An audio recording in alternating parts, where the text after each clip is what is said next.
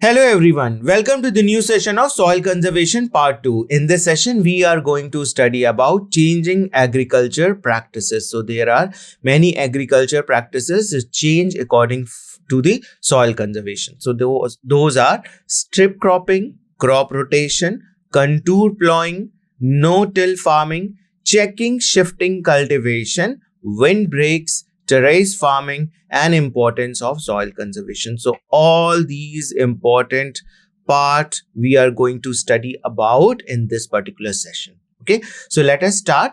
Changing agriculture practices. So it has been found that the traditional agriculture practices put a lot of strain on the soil and expose it to erosion risk, right? So there are many agriculture practices that put a lot of stress on the soil, lot of strain on the soil, and that exposes it to get eroded even.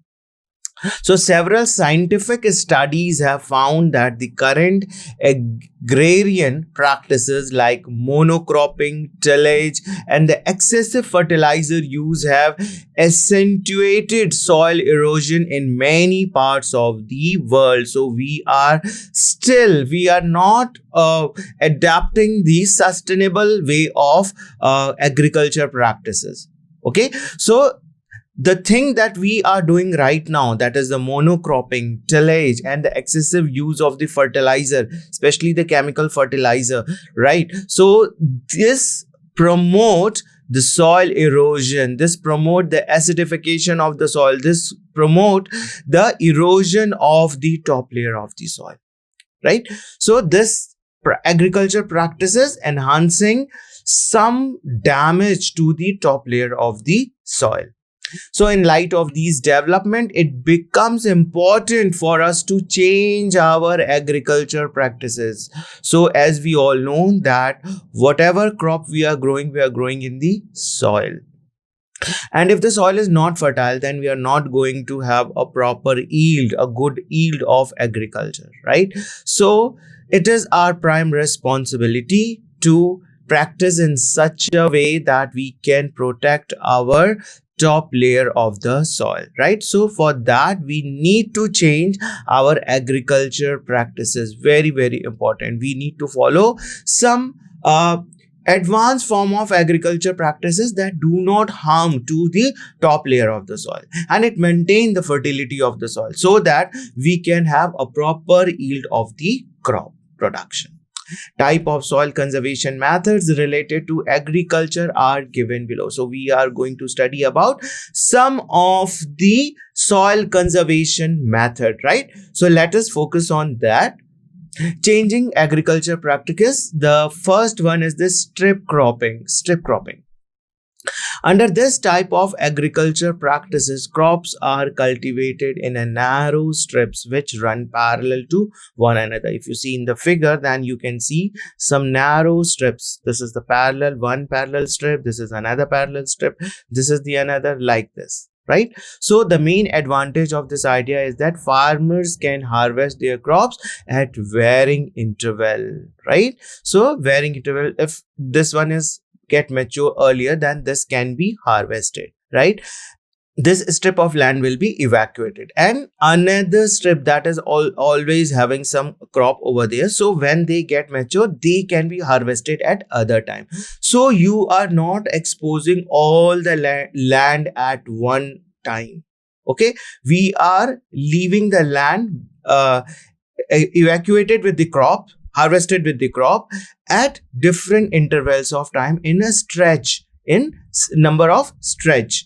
So crop one strip are harvested, and after it is successfully completed, crops standing on the next strip are harvested at another time when it get mature, right? So hence the whole area will not remain fallow at any given point in time. Okay, so at a time there will be not all the area will be fallow, only some stretch that got harvested, right? That only will be only fallow, right? So as a result, it will be less prone to soil conservation. crop rotation. Second type is the crop rotation. As the name suggests, crop rotation is an agriculture practice under which the different varieties of crops are cultivated each year. Every year, different varieties of crop are cultivated. And suppose a farmer cultivates oilseed one year, so the next year he will grow millets in that particular field. And the year after that, he will produce pulses and so on. So in the same crop land, one year we are growing one crop A, in the next year we are growing crop B, and in the next year we are growing crop C. So as you know that different types of crops require different nutrients. So at a time, there will be not a loss of a single type of nutrient, right? And if we are growing this pulses, right, there are so many leguminous plants, so they enhances the fertility of the soil, right? So if we follow this crop rotation practices, then we can maintain our fertility of the soil also. So this is one of the, we can say, the sustainable way of agriculture, right? On the other hand, monocropping, that is the cultivating the same kind of crop year after year, leaves a bad impact on the health of the soil, as they will take one type of nutrient, as one type of crop requires just single type of nutrients, right? 2-3 types of nutrients that occur, and every year you are growing the same crop in that field. So every time the crop will take that nutrients only, and after some year you will see that this particular soil is not having some of the nutrients, right? So when the same crop is plowed, it takes away certain minerals from the soil every time it is harvested. Crop rotation is quite useful in maintaining the nutrient level of the soil throughout the year. So it helps to maintain the nutrient level of the soil. Okay, moreover, growing leguminous plant, this we have already, I told you that if you are growing the leguminous plant, it will provide more nitrogen to the soil and increases its productivity. So in that sense also, this particular type of agriculture practice is very helpful to maintain the fertility of the soil.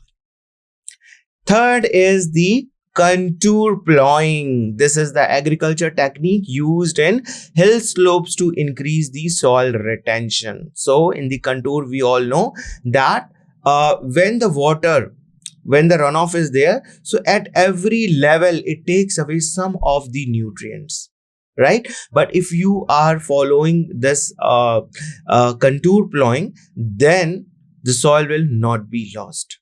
Under this, furrow or channelize to follow the contour lines of the farmland. Surface runoff is reduced to a large extent as these furrows move left and right to maintain a steady altitude. So the ploughing is done at right angle by following the natural contour of the hill. So they always follow whatever the natural contour is there. So it follow right angle to that, and it helps to reduce the surface runoff. So here you can see it reduces because this is the slope, and here we are planting, right? So when there is a runoff, the soil particle can be deposited here and it will not move down, right? So the furrows and ridges breaks the moment of water flowing down the hill, right? So water will not flow in a steady pace. It will be there will be a breakage of the moment of the water flow, right? So this practice not only protect the soil from the erosion, but also increases the crop yield as much as 50% due to the better moisture retention and water absorption. So it will get more time to get absorbed water. If it is a steady slope, then water will flow in one way, right? In a flow. But water needs a time to flow, and when it needs a time, lots of water goes down and get absorbed, right? So moisture retention capacity also increases in the soil, and also the soil will not move with the runoff. Next is the no-till farming. Tillage or the breaking the soil and the ploughing seed causes much damage to the soil. So tillage or breaking the soil, that causes a lot of damage to the soil. In order to reduce the amount of tillage, experts have developed a unique way no-till farming method. So in this, seeds of a crop or are plowed into a leftover residues of the previous crop. So when there is a stump of the leftover crop in this field, then only the seeds of the next crop is sown. As a result, there is no need for the tillage to plow new crops. It also reduces the chances of erosion as the soil is exposed only during the year. So only one time that is exposed to the year. So there will be reduction of soil erosion as well. Next is the checking the shifting cultivation. Now we all know that shifting cultivation or slash and burn practices that we can see in the northeastern region. Shifting cultivation is a practice adopted mainly by the tribal communities, right? And in shifting cultivation, tribal clear off the thick layer of the vegetation for cultivation. So suppose these tribal people have chosen this particular land, they clear this land. Okay, all the trees, all the shrub, all the area get cleaned over here and they grow crop here. At one season, they grow crop, they harvest it, they take away all the seeds, right, the production, and after that they burn this area and they move to another area. Now this area got totally exposed. The soil are exposed and they are left for soil erosion. So here you can see in the figure, this is so lush green, all you cannot see the soil, but here the area is vacant, right?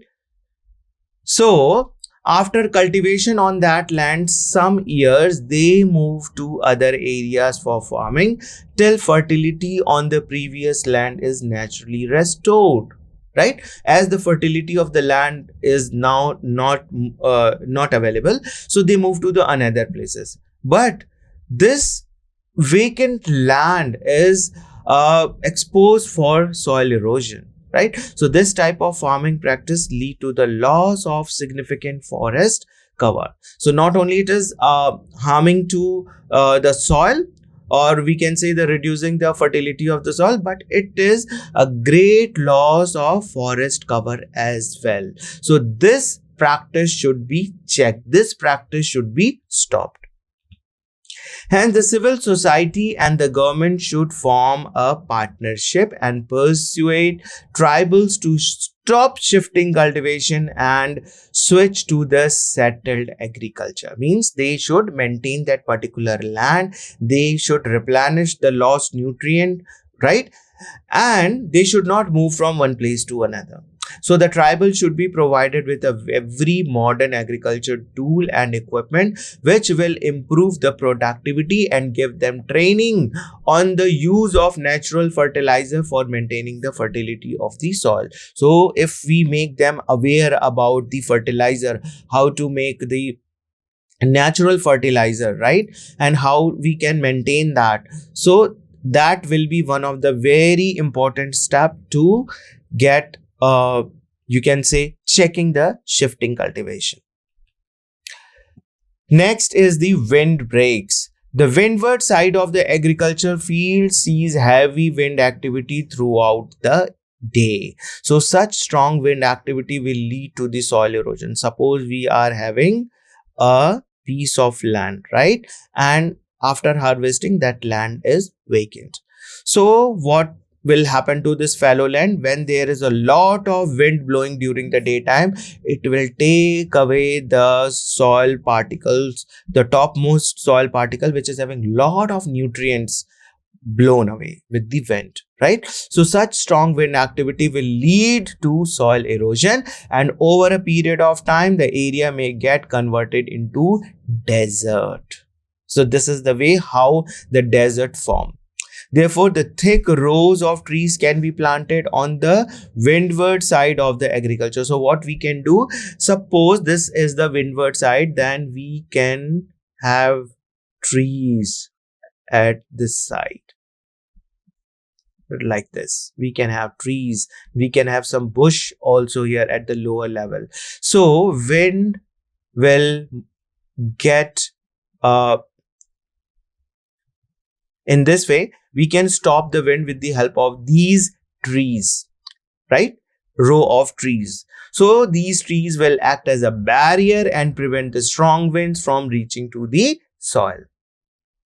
Even the leaves of the deciduous trees will be adequate to provide protection, right? And the evergreen trees with a thick canopy will provide protection throughout the year. So if you are planting the deciduous trees, then deciduous trees shed their leaves every year, but one time they are having a lush green leaves, so that time they can protect our soil. But there are some evergreen trees also, right? So at a time they do not shed all of their leaves, they maintain some of the leaves every time, so they are called as evergreen tree. So that particular thick canopy of the tree can protect the soil throughout the year. There is another benefit arising from planting trees along the agriculture field. Farmers can sell the product of these trees and earn additional income. Now, there is another benefit that these trees are like some of the trees that can be planted here, like poplar. Poplar tree is very important as and it get mature only between 12 to 15 years, right? And we can sell these trees as they are required for making boxes and matchsticks, right? So these trees are in great demand in the market also. So when they get mature, we can harvest them and we can have additional income with that. Terrace farming. Next one is the terrace farming, right? So it involves a method of creating uniform leveling on the hill slope called terrace. It forms a series of steps on the hill slopes and every steps is higher than the previous one. So like ladder, we are having like this. So the soil barriers are put up on every terrace to prevent those. Here we can put some barriers at every steps, right? So it can prevent soil erosion. Terrace farming is the most popular method of the soil conservation in the hilly areas where the intensity of runoff agent is very high and the potential loss of soil is also higher. So in the hilly region, what we can do, we can follow this terrace farming and at every step we can have some barrier so that we can stop the surface runoff, right? So it has been witnessed that smaller farms use terrace farming very effectively. Now, importance of soil conservation. Soil are critical for the existence of life on the earth. We all know that without soil, the life will not be possible on the earth. So plants grow on soil and they are the source of food for both man and animals. Okay, so all these plants, all these cropland that we are having, all the crops grow in that soil only, right? And that is the food, they give out food and that is available for the man and animal both. So moreover, the soil is the primary habitat of many organisms. Yes, they are primary habitat for many organisms, not only the larger organism like rabbit, hare, snakes. Okay, so there are some small microorganisms also that are very important. So soil help in the protection of water and maintain the groundwater level as well. If soil would not have been there, then recharging groundwater would be difficult and would have faced water shortage. So the groundwater is one of the important resource of the water, right? So whatever there is a rainfall, that extra water goes down into the soil, passes through the soil and deposited at the ground level. right? So if there is no soil, then this deposition will be affected. Soil also act as a natural filtration system for the surface water. So when this surface water goes down deep into the at the level of the groundwater, so it passes through the soil, and the soil act as a natural filter. It filter out all the dust particles, the germs, right? And this groundwater is pure fresh water. So they absorb all the impurities and leave behind the fresh, pure water on the surface of our use. Soil have a major role in maintaining the climate of the earth. They are the second largest carbon sink after the oceans. So we all know that there is a sink, right? Sink means all the carbon that is present in the soil.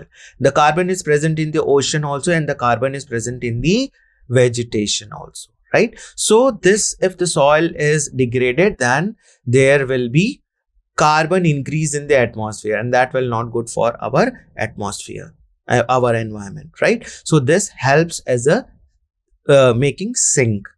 Carbon dioxide is stored in the soil by plants through the process of photosynthesis.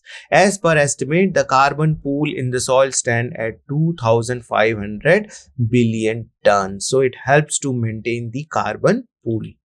Soil absorb excess rainwater and play an important role in mitigating floods. So it helps to maintain floods, right? It helps to minimize the flood on the surface. The fertile alluvial soil of the Indo-Gangetic Plain and the coastal deltic region support the significant population as it ideal for the practice farming. So this Indo-Gangetic Plain or Indo-Ganga Plain or the coastal deltic region, they are having lot of alluvial soil, fertile alluvial soil, right? So that is used for growing different crops, and that is good and ideal for the practice farming, right? So in this way also the soil is helping. Moreover, the soil also support the development and economic growth, as all the infrastructure stand on soil only. So soil also support in the development and the economic growth of our as all the infrastructure stand on soil. So this is all about this session. We completed this particular topic with this session, soil conservation. Thank you very much.